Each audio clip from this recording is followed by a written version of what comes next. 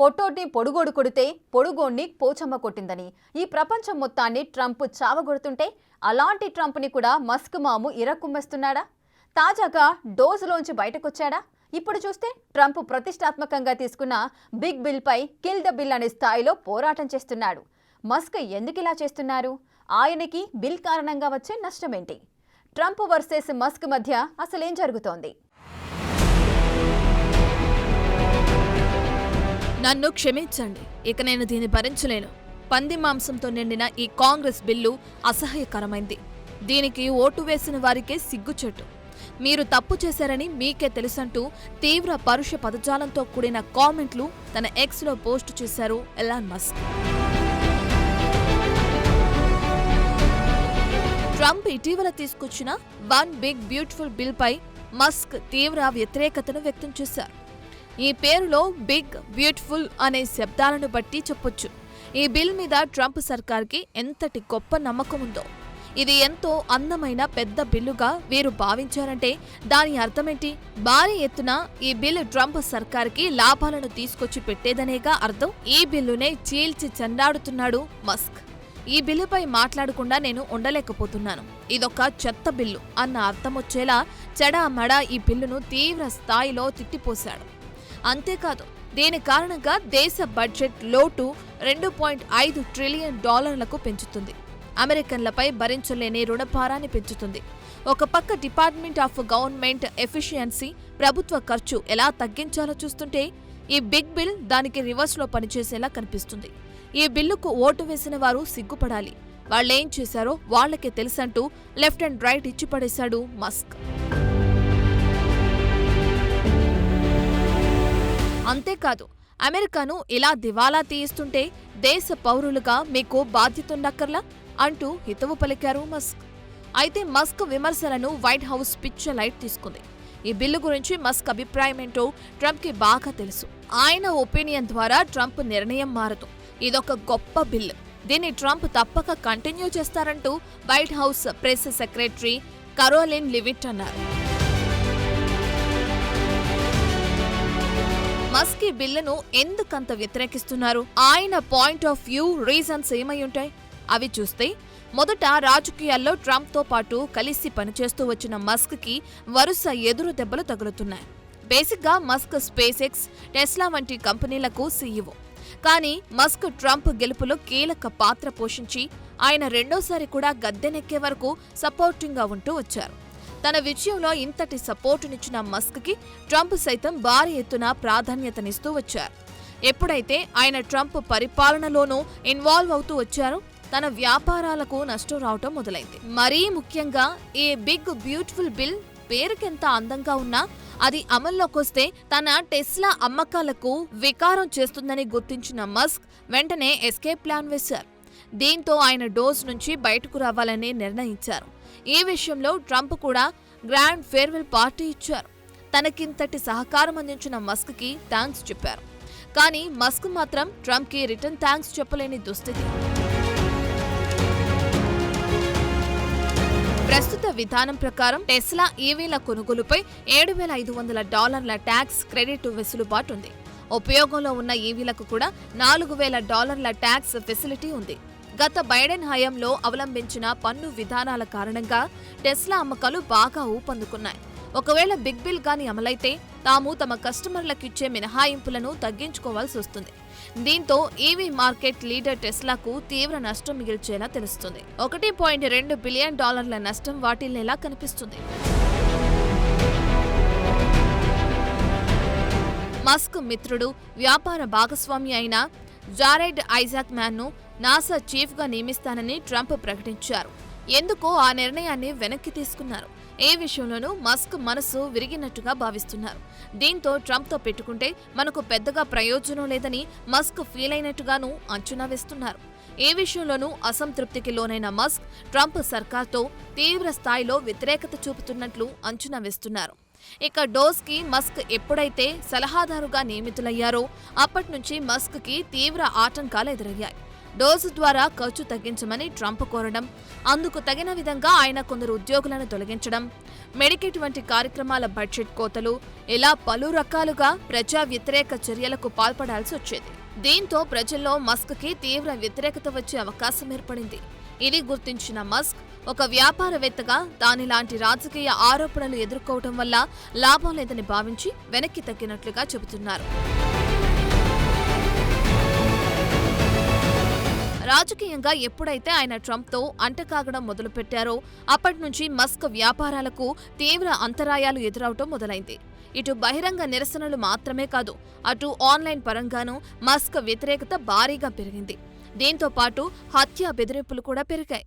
ఎన్నో హింసాత్మక ఘటనలు సైతం నమోదయ్యాయి. వీటికి టెస్లా టార్గెట్ అయింది. టెస్లా షోరూములు ధ్వంసం కాగా టెస్లా వాహన అమ్మకాలు అమాంతం పడిపోయాయి. మరీ ముఖ్యంగా మస్క్ కంపెనీ షేర్లు సగానికి సగం పడిపోయాయి. నికర విలువ $100 బిలియన్ తగ్గింది. ఏ విషయంలోనూ ట్రంప్ కారణంగా మస్క్ దెబ్బతిన్నట్లు తెలుస్తుంది. ఈ విషయంలో మస్క్ చెప్పేదేంటంటే, నేను పరిపాలనకు వ్యతిరేకంగా మాట్లాడాలనుకోవటం లేదు, కానీ పరిపాలన చేస్తున్న ప్రతి తప్పిదానికి బాధ్యత వహించాలనుకోవటం లేదంటారా? అంటే ప్రభుత్వం చేసే ప్రతిదీ తనకేం సంబంధం అన్నది మస్క్ వాదన. కానీ జనం అలా అనుకోవటం లేదు. అన్నిటికీ మస్క్కే సంబంధమంటూ ఆయన కంపెనీలపై ఆ ప్రభావం పడుతుంది. ఇక ఎయిర్ ట్రాఫిక్ కంట్రోల్ కి సంబంధించి వెరిజోన్ కి చెందిన $2.4 బిలియన్ ఒప్పందం రద్దు చేసుకోవాలని సూచించారు మస్క్. ఫెడరల్ ఏవియేషన్ అడ్మినిస్ట్రేషన్ కాంట్రాక్టును స్పేస్ ఎక్స్ కి మార్చాలని సూచించారు. అయితే ఇది కూడా ఎదుర్కొట్టింది. మస్క్ ప్రభుత్వంలో చేరిందే స్వప్రయోజనాల కోసమన్న కోణంలో తీవ్ర స్థాయిలో విమర్శలు వెల్లువెత్తాయి. ఈ కారణాలన్నిటితో ట్రంప్ మస్క్ బ్రొమాన్స్ కి అనూహ్యంగా బ్రేకులు పడ్డం మొదలైంది. బేసిక్గా భారత్ వంటి దేశాల్లో వ్యాపారస్తులు రాజకీయాల్లోకి వస్తే బాగా కలిసొస్తుంది. కానీ అమెరికాలో ఇందుకు రివర్స్ గేర్ నడుస్తుందా అంటే మస్క్ విషయంలో చూస్తే అలాగే చెప్పాల్సి ఉంటుంది.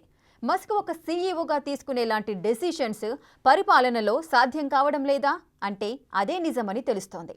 ఇంతకీ మస్క్కి పాలిటిక్స్కి ఎందుకు కలిసి రాలేదు?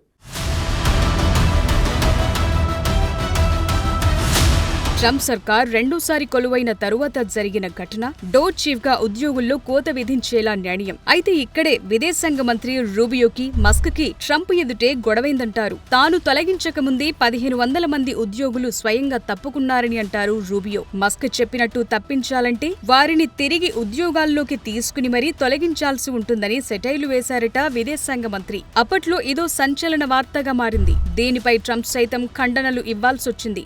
బిజినెస్ డైనమిక్స్ కి పొలిటికల్ డైనమిజానికి చాలా తేడా ఉంటుంది. ఒక అధినేత మాట కంపెనీల్లో శిరస వహిస్తారు. అది ప్రజల విషయంలో అలా ఉండదు. ఇక్కడ స్వేచ్ఛ పీక్ స్టేజ్ లో ఉంటుంది. దీంతో ఏ చిన్న తేడా వచ్చినా రచ్చ రచ్చ అవుతుంటాయండి.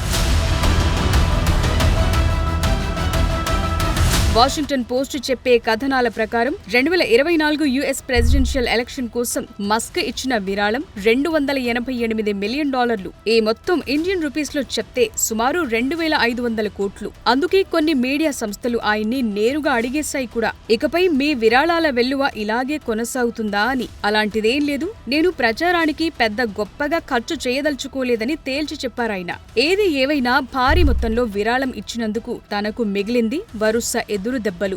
ట్రంప్ కూడా బిజినెస్ నుంచి పాలిటిక్స్ లోకి వచ్చిన వారే. అయితే ఆయన అన్ని వదులుకుని డిసైడ్ అయిన బాపతు. అదే 53 ఏళ్ల మస్క్ అలా కాదు. తన వ్యాపారాన్ని మరింత ఎత్తులకు తీసుకెళ్లాలని చూస్తున్నారు. ఆయన తండ్రి ఎరోన్ మస్క్ చెప్పడాన్ని బట్టి చూస్తే మస్క్ కొత్త ప్రాజెక్టు పేరు న్యూరాలింక్. విరిగిన వెన్ను తిరిగి అంటించి చూపు కోల్పోయిన వారిని తిరిగి చూడగలిగేలా చేయటం ఈ ప్రాజెక్టు ప్రధానాంశం. అంటే మస్క్ బుర్రలో ఇలాంటి ఐడియాలు మస్తుగా ఉంటాయన్నమాట.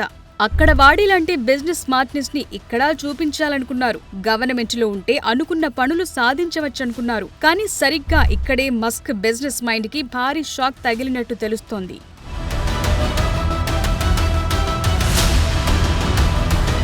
ఒక పక్క చూస్తే టెస్లా అమ్మకాలు భారీ ఎత్తున తగ్గుదల, షేర్ల అమ్మకాలు 50% పడిపోవటం, తన $1 బిలియన్ సంపద ఆవిరైపోవటం, తాను చేసినా చేయకున్నా ట్రంప్ పాలనాపరమైన పాపాలన్నిటికీ కారకుడు మస్కే అన్న చెడ్డ పేరు. దీంతో దిమ్మ తిరిగి బొమ్మ కనిపించింది ఎలాన్ మస్క్ కి.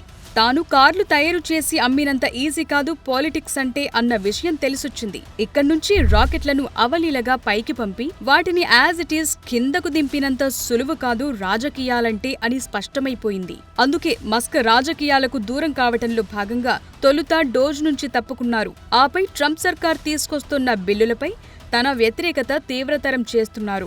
వ్యాపారంలో లాభనష్టాలు క్వైట్ కామన్. కానీ కోరి కొని తెచ్చుకోవటానికి ఎవరు మాత్రం ఇష్టపడతారు? మస్క్ కి ఇక్కడే తన పొలిటికల్ స్పీడ్ కి సడన్ బ్రేక్ వేశారు. ఆయన రాజకీయాల్లోకి ఇంత భారీ విరాళాలు ఇచ్చి మరీ రావటం వెనుక కొన్ని బిజినెస్ డీల్స్ ఉన్నాయి. తన ఫ్రెండ్ ఐజక్ మ్యాన్ ని అత్యంత సులువుగా నాసాకు చీఫ్ చేసేయవచ్చని భావించారు. కానీ తన అంచనాలన్నీ తప్పాయి. వీటికి తోడు తన కార్ల అమ్మకాలు పడిపోవటం, షోరూములపై దాడులు, ఇలా వరుస దెబ్బలతో దిమ్మ తిరిగింది.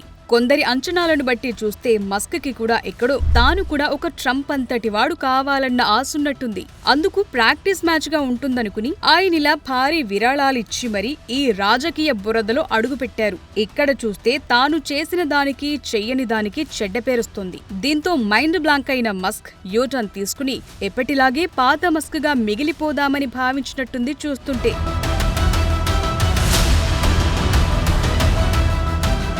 ఇక తనకు వ్యాపారాలొద్దు, ఇప్పటికే బోలెడంత వెనకేశామనుకుని డిసైడ్ అయి అన్నిటికీ తెగించి ఒక్కసారైనా అధ్యక్ష అనిపించుకోవాలనుకుంటే తప్ప ఆయన రాజకీయాల్లోకి రాకపోవచ్చు. అప్పటి వరకు మస్క్ పాలిటిక్స్ కి దాదాపు దూరం కావచ్చని అంటున్నారు అమెరికన్ అనలిస్టులు. ఒకవేళ మస్క్ పొలిటికల్ రీ ఎంట్రీ ఇవ్వాలంటే ఆయన బిజినెస్ ని ఎవరికైనా అప్పగించి తనకు వాటికి సంబంధం లేకుండా రాజకీయాల్లోకి రావాల్సి ఉంటుంది. అందుకే ఈ గజిబిజి గందరగోళం నుంచి నువ్వు బయటపడాలంటే ఆ ట్రంప్ సావాసం వీడి ఒక్కసారి భారత్ కి రా, ఇక్కడి ఆలయాలను సందర్శించు, ప్రశాంతతను పొందు అంటూ అయోధ్య రామ మందిర దర్శనం చేసుకున్న తండ్రి ఎలోన్ మస్క్ సైతం తనయుడు ఎలాన్ మస్క్ కి సూచించారు.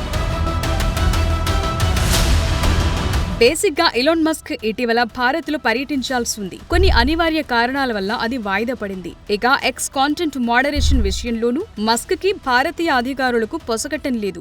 దానికి తోడు భారత్ లో టెస్లా కార్ల తయారీకి అవసరం లేనట్టే భావిస్తున్నారు. ఇక్కడ కేవలం టెస్లా అమ్మకాలే తప్ప తయారీకి ఛాన్స్ లేనట్టు అంచనాలు వేస్తున్నాయి ట్రేడ్ వర్గాలు. భారత్ తో ఇన్నేసి ఇష్యూస్ రైజ్ కావటంతో మస్క్ పర్యటన వాయిదా పడ్డట్టు తెలుస్తోంది. టోటల్ గా బిగ్ బిల్ ద్వారా ట్రంప్ సర్కార్ తన దూకుడు ప్రదర్శిస్తే ఫ్యూచర్ లో టెకిస్ యుఎస్ వచ్చి పనిచేసే ఛాన్స్ లేదంటారాయన. ఒక్క మాటలో చెప్పాలంటే ఈ బిల్ అమెరికా ఆత్మను చంపేస్తుందని తన ఆందోళన వ్యక్తం చేస్తున్నారు. అమెరికా అంటే ఈ భువిపై ఎక్కడెక్కడో జన్మించిన క్రియేటివ్ జీనియస్లు కలిసి పనిచేసే చోటు. అలాంటి చోట ట్రంప్ తన సుంకాలు, బిగ్ బిల్ వంటి చట్టాలు తేవటం వల్ల వారు ఇక రాకుండా పోతారని అంటారు మస్క్. తమ దేశంలోనే సెటిల్ అయి స్థానిక సంస్థలకు పనిచేయటం అలవాటవుతుందని హెచ్చరిస్తున్నారాయన. దీంతో యుఎస్ దారుణంగా దివాలా తీయటం ఖాయమని కుండబద్దలు కొడుతున్నారు మస్క్.